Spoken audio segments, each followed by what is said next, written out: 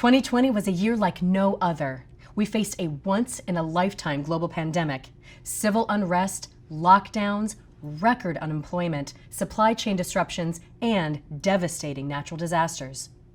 Through all of this, essential workers, convenience store owners, and their staffs were on the front lines every day, providing customers and communities with the essentials they needed.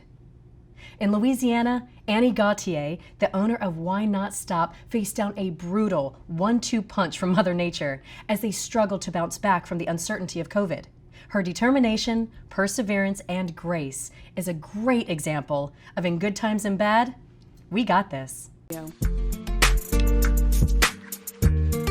Annie's parents passed down the St. Romain Oil Company and its Why Not Stop chain to her and her 2 brothers.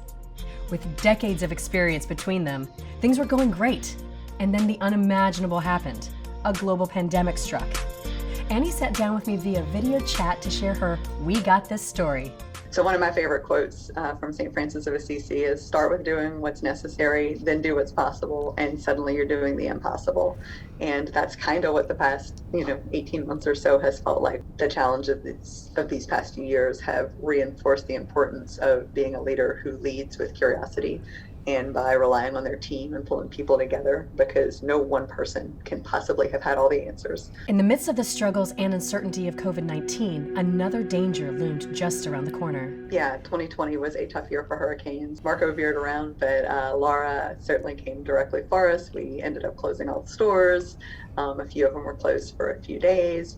Luckily, we were able to get most of them back open within 36 hours, but it was the recovery from that one lasted several weeks. I went to one of our stores and was the first one there to check on it the morning that the hurricane finished blowing through. And immediately when customers saw that a vehicle was there, they just started pouring in. I mean, we weren't open yet. We had debris everywhere. What was your reaction when you saw another one coming? Like, was it just, all right, we got to dust off those plans again and bear down and brace for it?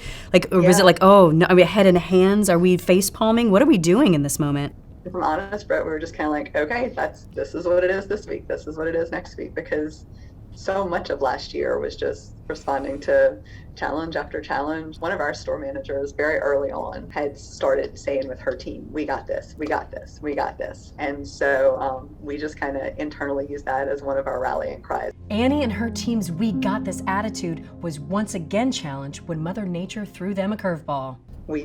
Somebody jokingly said in a meeting, well, I guess we'll get a blizzard this year. A blizzard didn't hit Louisiana, but something worse did. With the ice storm, it's kind of a slow, gradual creep. We thought the worst of it was over. We don't have snow tires or ice tires. We don't have equipment to manage it. So people don't know what to do.